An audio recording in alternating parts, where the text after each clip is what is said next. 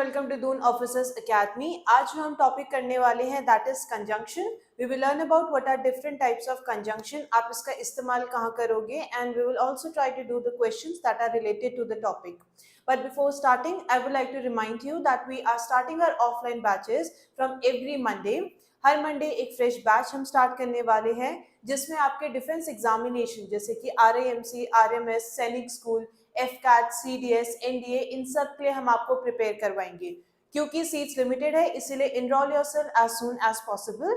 Registration के number जो है वो स्क्रीन पर दिए गए हैं. For further details you can refer to the description box. तो आज शुरू करते हैं हम टॉपिक दैट इज कंजंक्शन.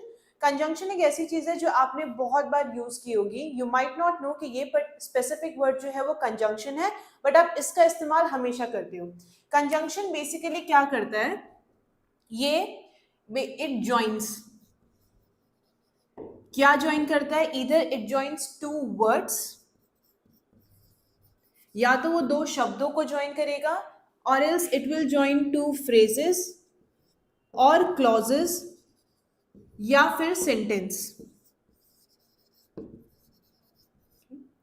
तो आपके कंजंक्शन क्या होते हैं? ऐसे कोई भी वर्ड जो या दो वर्ड्स को ज्वाइन कर रहा है, या फिर दो फ्रेज या दो क्लॉज या फिर दो सेंटेंस को ज्वाइन करेगा, तो उनको हम क्या बोलते हैं? कंजंक्शंस. इसके बाद हम पढ़ेंगे कौन कौन से अलग अलग टाइप के आपके कंजंक्शन होते हैं. तो अभी आपको सिर्फ ये याद रखना है कंजंक्शन क्या होते हैं. ऐसे वर्ड जो आपके दो शब्दों को जोड़ रहे हैं, दो फ्रेज को जोड़ रहे हैं, दो क्लॉज को जोड़ रहे हैं, या फिर दो सेंटेंसेस को जो जोड़ते हैं, ऐसे शब्दों को हम क्या बोलते हैं? We call them as conjunction. इतना क्लियर है? अब एक छोटा सा ब्रीफ दे देती है about the phrase and a clause. Phrase और क्लॉज जो होते हैं basically these two are a set of words. Phrase और क्लॉज क्या होते हैं? ये आपके सेट ऑफ वर्ड्स होते हैं जिनका पूरा कंप्लीट सेंटेंस तो नहीं बन रहा है, लेकिन वो उन जो आपके सेंटेंस एक साथ जो आपके फ्रेज या क्लॉज में आ रहे हैं उनका कुछ सेंस बनेगा, लेकिन they do not form a complete sentence. क्या बोला जा रहा है? Phrases or clauses, they are the set of word which make some sense but they are not complete sentence. पूरा सेंटेंस नहीं होते हैं वो, लेकिन जो सेट ऑफ वर्ड्स हैं उनका आपको कुछ सेंस या फिर कुछ मीनिंग निकल के जरूर आएगा. एक और चीज याद रखिएगा, फ्रेज में बेसिकली आपके सब्जेक्ट और वर्ब नहीं यूज किए जाते हैं, जबकि आपके क्लॉज में क्या होता है? फ्रेज और सब्जेक्ट और वर्ब आपका होता है. फ्रेज में नहीं होता है, क्लॉज में आपका सब्जेक्ट और वर्ब होगा. इतना क्लियर है?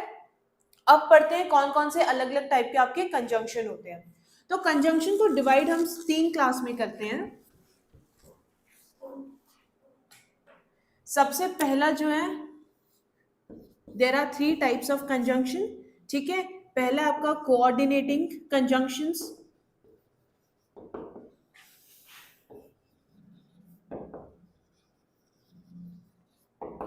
उसके बाद आपका आता है सबऑर्डिनेटिंग कंजंक्शंस.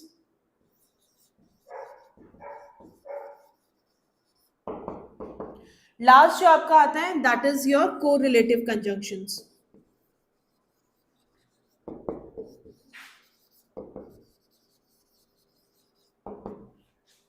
कंजंक्शन जो होते हैं वो आपके 3 कैटेगरी में डिवाइडेड है. One is the coordinating conjunction, दूसरा आपका सबऑर्डिनेटिंग कंजंक्शन, और जो लास्ट कैटेगरी है कंजंक्शन की that is your correlative conjunction. 3 type के ही आपके कंजंक्शन होते हैं. फर्दर हम डिटेल्स में पढ़ेंगे कि ये तीनों जो आपके कंजंक्शंस हैं उसमें कौन कौन से आपके वर्ड्स या कंजंक्शंस आते हैं. Now we will learn each type of conjunctions. कौन कौन से आपके होते हैं तीनों टाइप में, that also we will learn. सबसे पहला आता है आपका कोऑर्डिनेटिंग कंजंक्शन. कोऑर्डिनेटिंग कंजंक्शन में एक चीज याद रखिएगा कि ये कंजंक्शंस ऐसे कंजंक्शंस होते हैं जो आपके सेम एलिमेंट को ज्वाइन करते हैं. मतलब ये क्या करते हैं? सेम एलिमेंट जो होते हैं आपके उनको ज्वाइन करते हैं. जैसे कि ऐसे आपके कंजंक्शन जो या तो वो सब्जेक्ट को सब्जेक्ट के साथ जोड़ेंगे, या फिर वो एक फ्रेज को दूसरे फ्रेज से जोड़ेंगे. ऐसे कंजंक्शंस हमेशा सेम एलिमेंट को जोड़ते हैं. एक जैसे जो भी आपके एलिमेंट है उनको जोड़ेंगे. ये ऐसा नहीं है कि एक सब्जेक्ट को दूसरे फ्रेज से जोड़ रहा है.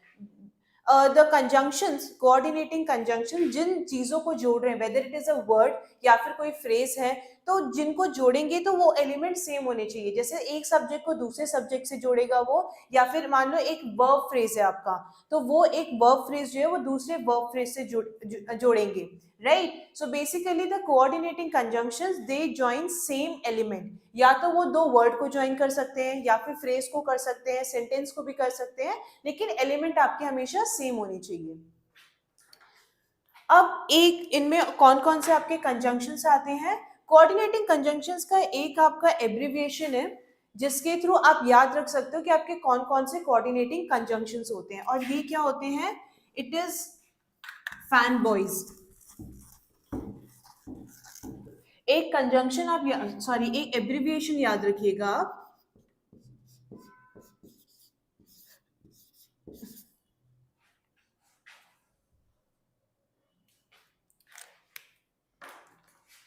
अब कोऑर्डिनेटिंग कंजंक्शन को याद करने के लिए there is a abbreviation fan boys.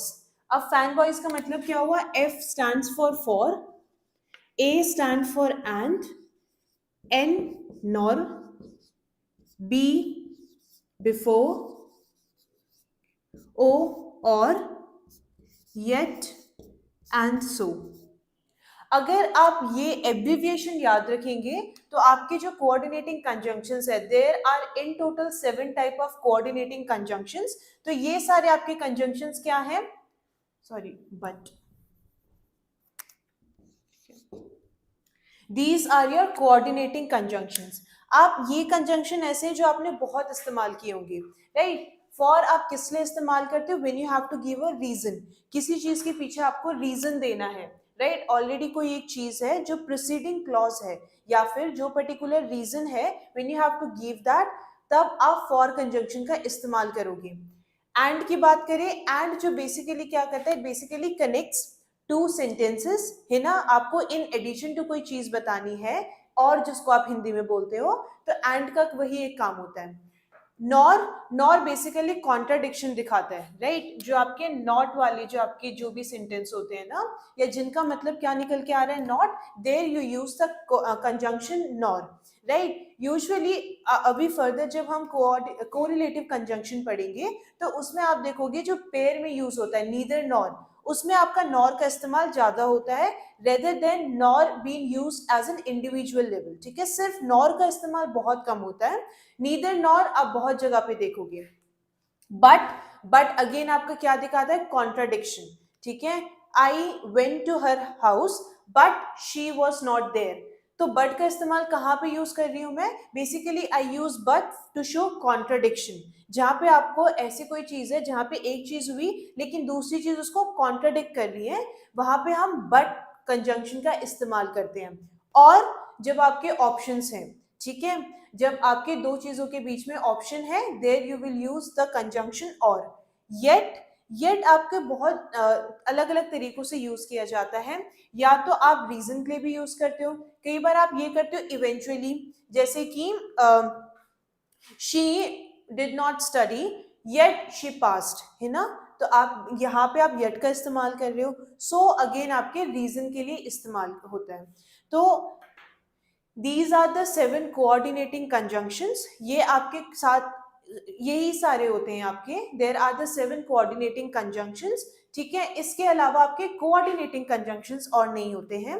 एक चीज और याद रखिएगा, when we are talking about coordinating conjunctions, ये हमेशा सेम एलिमेंट को ज्वाइन करेंगे, ठीक है, एक जैसे एलिमेंट को ये ज्वाइन करेंगे।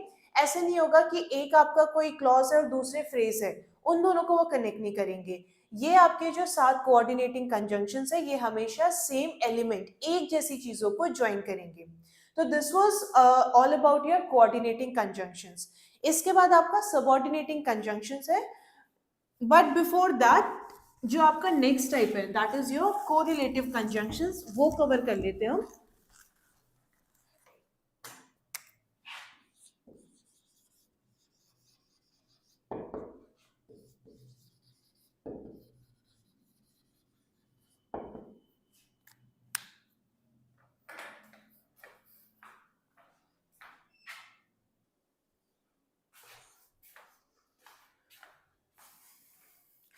कोरिलेटिव कंजंक्शन हम इसीलिए पहले पढ़ रहे हैं क्योंकि अभी recently we have learned about what, we have learned about coordinative conjunction.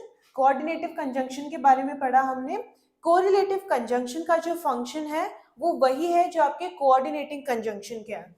The only difference is ये वाले कंजंक्शन हमेशा पेयर में आते हैं, ठीक है। एक और चीज, ये दो ऐसे एलिमेंट को ज्वाइन करेंगे जो आपके क्या है, ग्रामेटिकली इक्वल होंगे। अब कोरिलेटिव कंजंक्शन जो आपके पेयर में एग्जिस्ट करते हैं, जैसे कि नीदर नॉर, ईदर और,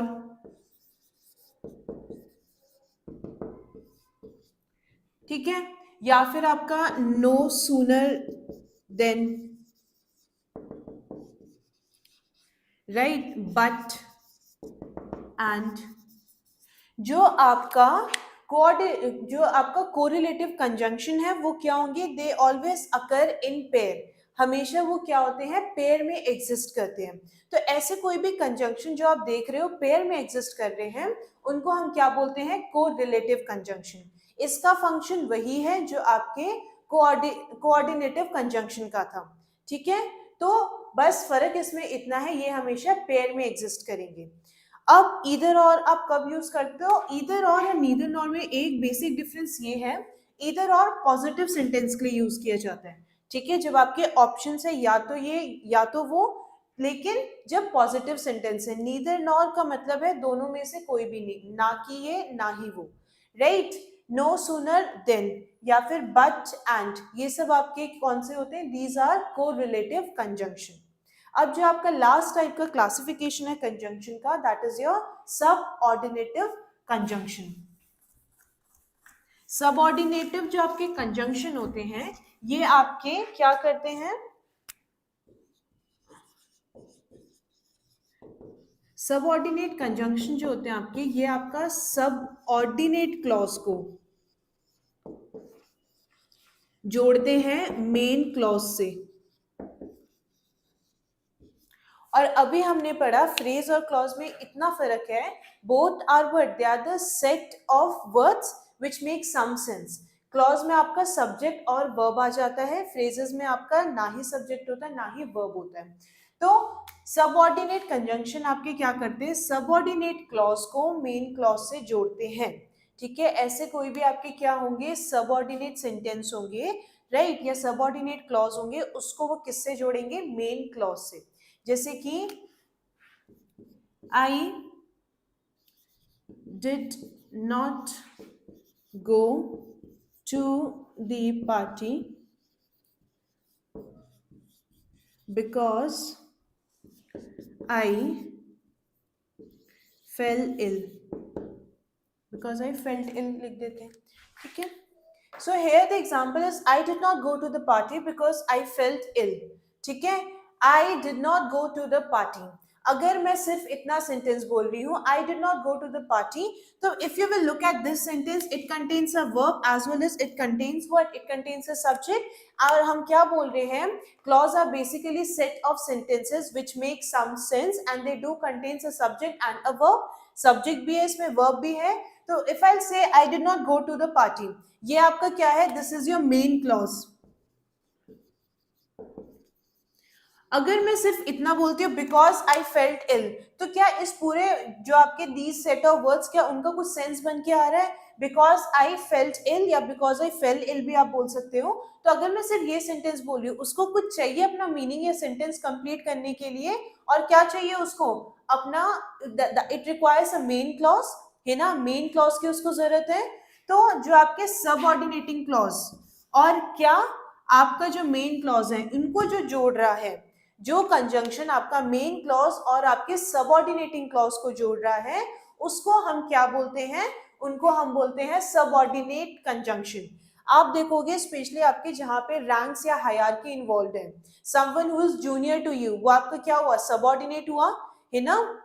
या फिर स्पेशली आप जब since you are preparing for defence examination, उसमें आप देखोगे वेदर इट इज एयरफोर्स और आर्मी और नेवी, उसमें आपके रैंक्स हैं, है ना।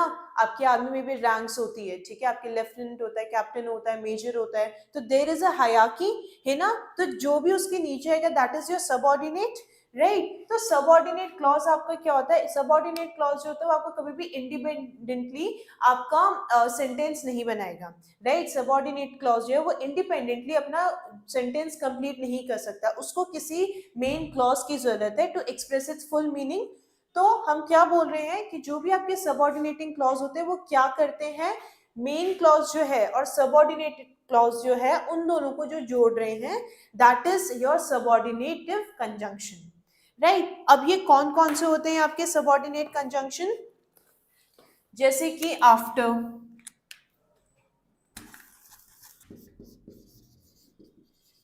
After, before, since, rather।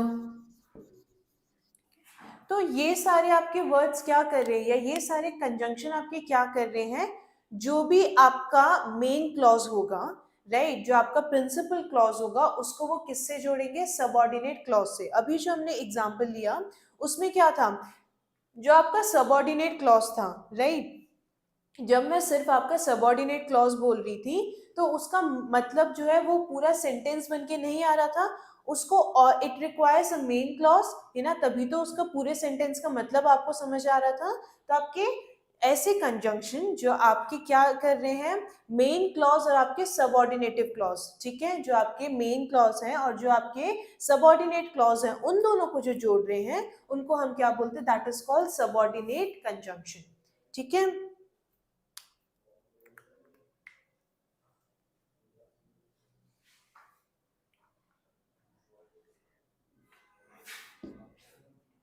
और जो आपके सबऑर्डिनेट क्लॉज होते हैं that is until, till, whenever, when, ठीक है। Once you know what are coordinative and correlative conjunction, उसके अलावा जो आपके कंजंक्शंस होते हैं they are basically subordinate conjunction, ठीक है। आपके कोरिलेटिव कंजंक्शन क्या है, दे एग्जिस्ट इन पेयर, जो भी आपके पेयर वाले कंजंक्शन होंगे वो आपके कोरिलेटिव कंजंक्शन है। कोऑर्डिनेट कंजंक्शन आपके कौन कौन से हैं, सात जो आपको बताए थे, and you can learn it by the abbreviation fan boys. तो आपके जो सात हैं that is your coordinate conjunction, जो आपके पेयर में एग्जिस्ट कर रहे हैं that is your correlative conjunction. उसके अलावा जो भी आपके कंजंक्शन बच जाते हैं, जो आपके क्या कर रहे हैं, मेन क्लॉज और सबऑर्डिनेट क्लॉज को जोड़ रहे हैं, those are word, those are subordinate conjunction. तो कंजंक्शन टॉपिक जो है वो आपका काफी छोटा टॉपिक है, सो आई होप आपको तीन जो आपके क्लासिफिकेशन है कंजंक्शन की वो आपको क्लियर होगी। Now we will try to do certain questions, conjunction से रिलेटेड कुछ कुछ क्वेश्चन जो हैं वो हम ट्राई करेंगे, एंड आई होप जो भी क्वेश्चन आपको कराए जा रहे हैं वो आप एटलीस्ट एक बार ट्राई करेंगे सॉल्व करने का। Now we are going to do certain questions which is related to conjunction. Try to answer the question yourself, जो भी क्वेश्चन कराए जा रहे हैं एक बार आप आंसर कीजिए, उसके बाद जो भी आंसर बाद में डिस्कस कराए जा रहे हैं तब आप पता कर सकते हैं whether your answer was correct or was it wrong, right. तो आपका पहला जो है that is I will try to be on time but don't worry dash I am late. Now the first question is I will try to be on time but don't worry dash I am late. कौन सा conjunction आना चाहिए यहाँ पे, I will try to be on time but don't worry dash I am late, if I am late, है ना। If क्या बताता आपका, अगर कोई चीज, अगर, है ना, हिंदी में आप क्या बोलोगे, अगर, ठीक है। I will try to be on time, ठीक है, मैं पूरी कोशिश करूंगा कि मैं टाइम पे आ जाऊं, लेकिन अगर मैं लेट होऊंगा बट डोंट वरी, ठीक है, अगर मुझे लेट हो जाती है तो चिंता करने की कोई बात नहीं है। Now let's move to question number 2। We are not very close friends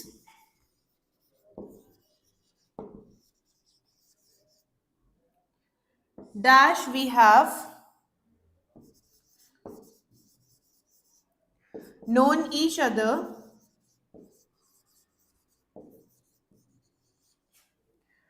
a long time. We are not very close friends dash we have known each other a long time. ठीक है, हम दोनों जो है बहुत क्लोज फ्रेंड्स नहीं है, भले हम एक दूसरे को बहुत टाइम से जानते हैं. क्या आना चाहिए यहाँ पे जो कंजंक्शन आएगा दैट इज ऑल्दो. ऑल्दो का मतलब आप कैसे समझ सकते हो? Although simply means in spite of the fact. In spite of the fact. तो आपका ऑल्दो का मतलब क्या होता है? In spite of the fact. ठीक है, in spite of the fact. अब इसमें देखो हम दो क्लोज फ्रेंड्स नहीं है.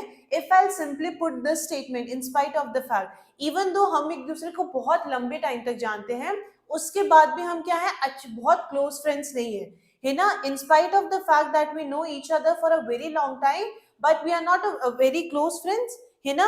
तो ऑल्दो का मतलब जो आपका कंजंक्शन है ऑल्दो, उसका मतलब क्या है? In spite of the fact.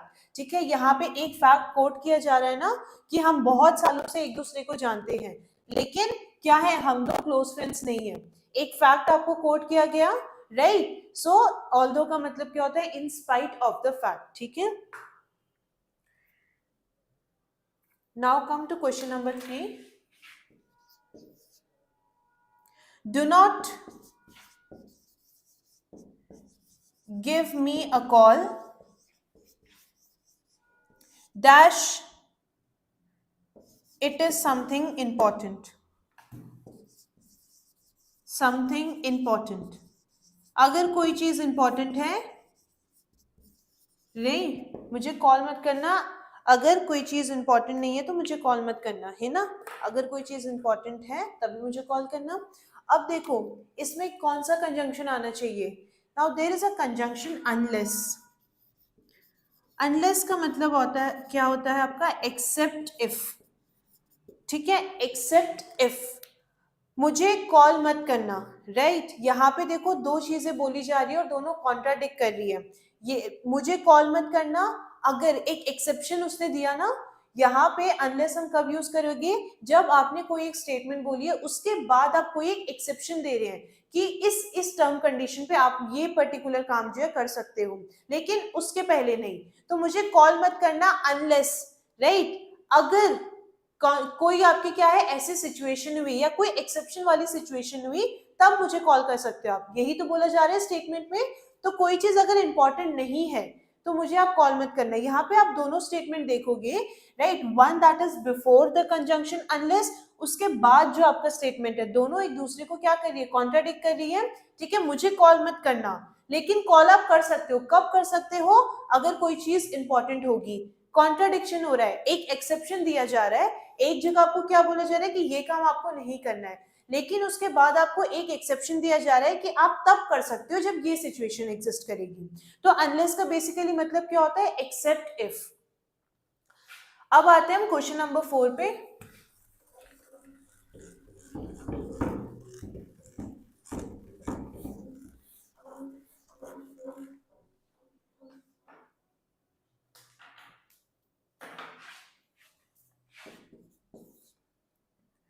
We wanted to swim dash but the sea was too cold. The sea was too cold. We wanted to swim dash the sea was too cold. यहाँ पे कौन सा conjunction आएगा आपका? We wanted to swim dash the sea was too cold, right. We wanted to swim. We wanted to swim, it is a clause. clause है ना. The sea was too cold, है ना, ये भी एक clause है. तो हम क्या बोल रहे हैं? ऐसे कंजंक्शन जो आपके सेम एलिमेंट को ज्वाइन करेंगे. यहाँ पे एक क्लॉज को दूसरे क्लॉज से ज्वाइन किया जा रहा है, तो आप कौन सा कंजंक्शन यूज करोगे? You will use the coordinate conjunction. अब कोऑर्डिनेटिंग जो अब हमने जब कोऑर्डिनेट कंजंक्शन पढ़ा था तो उसमें हमने क्या पढ़ा था, when we have to show contradiction, है ना, जब हम क्या कर रहे हैं, हमें कोई चीज करनी थी लेकिन हम नहीं कर पा रहे हैं, तो वहां पे we will use the conjunction but, right. तो यहाँ पे हम कौन सा कंजंक्शन यूज करेंगे, we will use the conjunction but here. अब नेक्स्ट क्वेश्चन पे आते हैं। I understand your problem,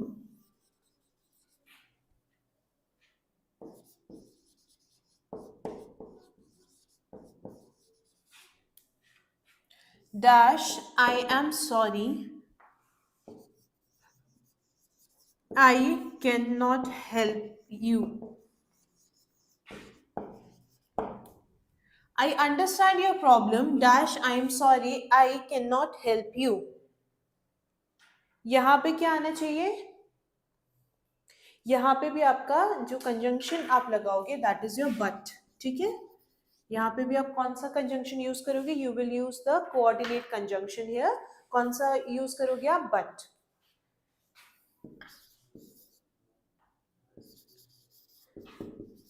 listen to the story,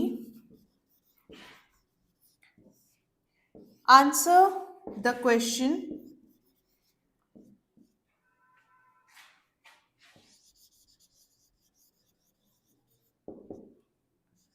in complete sentence.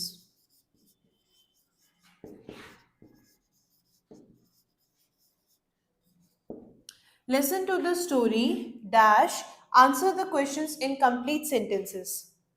Listen to the story dash answer the questions in complete sentence. कौन सा conjunction आएगा यहाँ पे,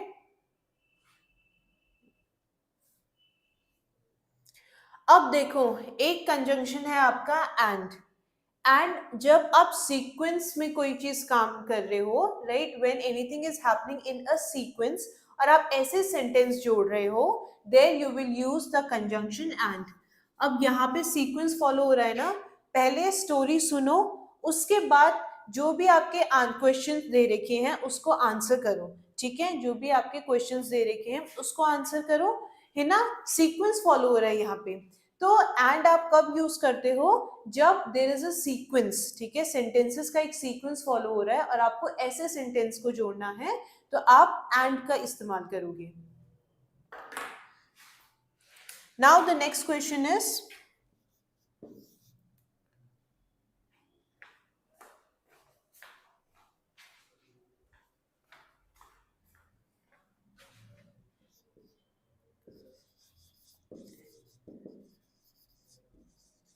they climbed the mountain dash it was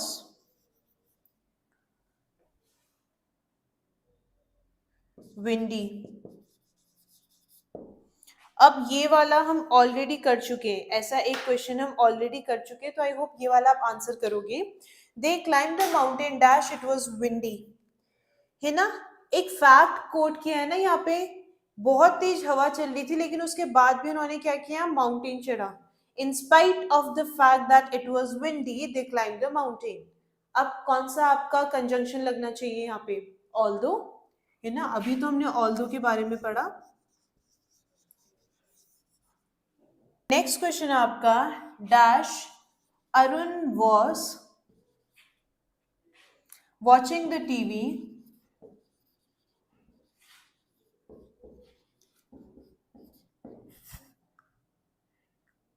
his wife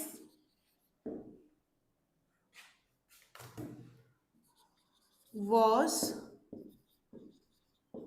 reading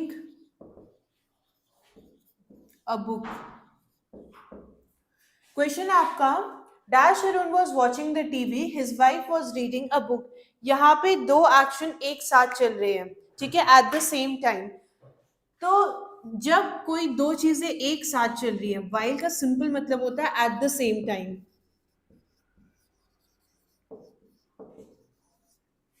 ठीक है। अब देखो दोनों एक्शन एक साथ चल रहे हैं, Arun was watching the TV, Arun जो है क्या कर रहा है, टीवी देख रहा है और उसकी वाइफ जो है बुक रीड कर रही है, दो एक्शन एक साथ चल रहे हैं। तो जब आपको ऐसे स्टेटमेंट दिए गए हैं जहां पे दो एक्शन आपके एक साथ चल रहे हैं and you have to join it, तब आप जो कंजंक्शन का यूज करोगे दैट इज योर व्हाइल। ठीक है, तब कौन सा कंजंक्शन यूज करोगे, you will use while there.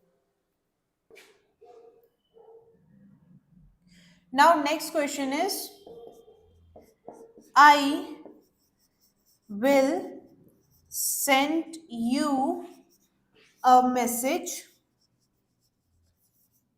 dash I have arrived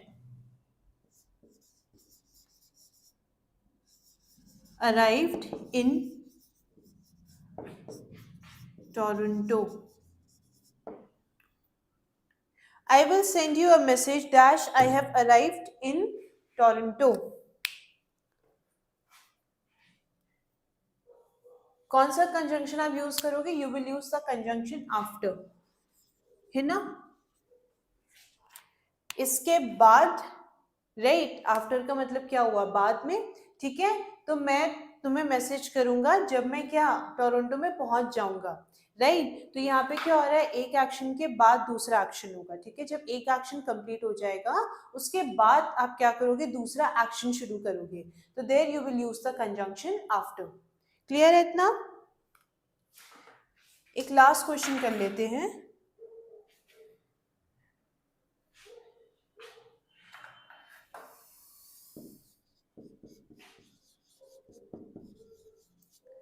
Neither my brother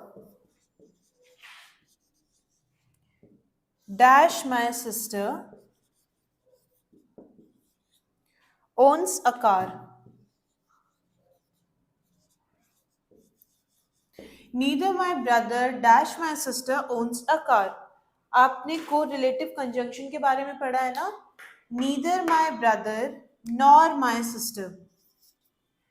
Neither my brother nor my sister owns a car. कुछ आपके ऐसे कंजंक्शन है जो हमेशा आपके पेयर में आएंगे, तो neither nor उसमें से क्या है, एक कंजंक्शन है कोरिलेटिव कंजंक्शन का। ठीक है, एक और कर लेते हैं क्वेश्चन।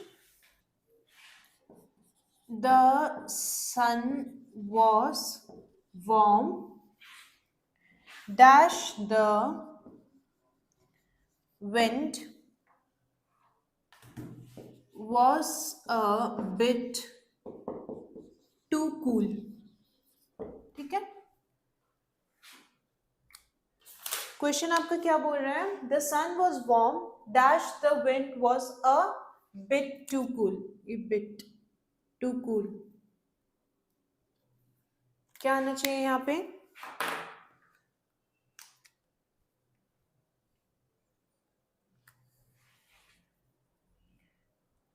यहाँ पे जो आपका कंजंक्शन आएगा दैट इज येट। अब येट जो आपका कंजंक्शन है ना, इसका बहुत हद तक मतलब क्या होता है, बट या फिर नेवरथलेस, नेवरथलेस। ठीक है, तो the sun was warm yet the wind was a bit too cool, है ना। यहाँ पे क्या है, सूरज जो था, सूरज की रोशनी की वजह से उस पर्टिकुलर जगह का टेम्परेचर वार्म था, लेकिन क्योंकि हवा तेज चल रही थी इसीलिए क्या हो रहा था, ठंडा हो रहा था। तो येट जो होता है उसका मतलब काफी हद तक क्या होता है, बट या nevertheless, right. So these were few questions related to conjunction. I hope अब आपको ये टॉपिक क्लियर हुआ होगा एंड आपने जो जो भी क्वेश्चंस करवाए हैं उसका आंसर भी किया होगा। And with that we have come to an end to the topic conjunction. I hope आपको चीजें समझ आई हैं अब। ऑल्सो डू प्रैक्टिस, जितनी ज़्यादा प्रैक्टिस करोगे उतने ज़्यादा आपके कॉन्सेप्ट्स बिल्डअप होंगे and you will be able to clear the exam. But before leaving, I would like to remind you that we are starting our offline batches on every Monday. Her Monday एक fresh batch हम start कर रहे हैं जिसमें जो आपके defence examination है, जैसे कि आपका RAMC हो गया या फिर आपका RMS हो गया, NDA, CDS, FCAT, इन सब के लिए हम आपको प्रिपेयर करवाएंगे। क्योंकि सीट्स लिमिटेड है इसीलिए enrol yourself as soon as possible, और इनरोलमेंट के लिए जो नंबर है that is given on the screen. Further details के लिए you can also refer to the description box. So thank you everyone and have a good day.